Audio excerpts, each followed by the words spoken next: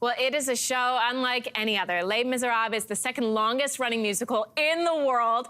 It has been seen by more than 130 million people. This is a taste of what you see on stage.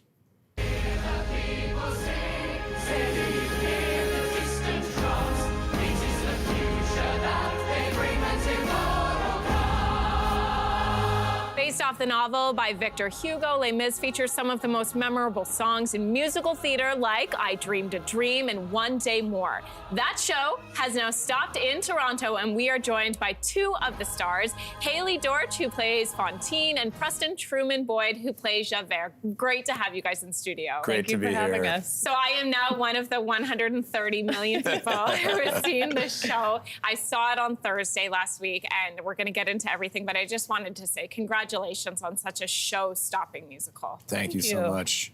Preston, the show has been on the stage since 1985, which in itself is remarkable and pretty well unheard of in musical theater. Yeah. For you, why do you think this show just continues to connect with audiences? Well, I think first of all, the music is just so iconic, and you know, it's these songs are known by households all over the world, and I think that story-wise, it's just there's so many themes that challenge people in everyday life. And I think when you go see this show, whether it's the first time you've seen it or the third time, you see it through a different lens. And I think it just, you know, there's so many social parallels that I think is something that really keeps it fresh and current. Well, and you feel every emotion. As an audience member, absolutely. like I sobbed, like ugly cried in the beginning. Haley, when you sang, we all looked at each other and went, oh my gosh. This show's been on tour.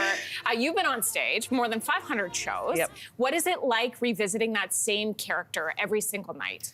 You know, I get this question a lot because I have done it over 500 times now, and everyone would think that it doesn't remain fresh or it becomes stale for me. But with a show as good as Les Mis, you discover new things every night. And I've also kind of grown up with this show. I started the tour when I was 20. And so, yeah, I just turned 22 a couple of months ago. And so I feel like I've learned so many life lessons along the way that has caused me to be able to discover different things within the show. I was sitting in the audience, like I'd never seen it before. I knew all the songs. I was surprised at how many I knew, but I had never actually seen the show before. But I'm sitting around people who were like, this was their show. Yeah. Oh, yeah. Like people who had been in the show as teenagers who grew up singing these songs. For them, they were saying this is the best cast they have ever seen. All right. Preston, do you feel that when you're on stage? Yeah, you know, I think when we all came back after the pandemic, I think there was just such a hunger to be on stage and to specifically this story to get it out there again and to kind of let the world revisit Les Mis again. And I think that with that energy, and we have a very young cast that was very hungry to be on stage for, you know, a lot of people for the first time and some of us coming back for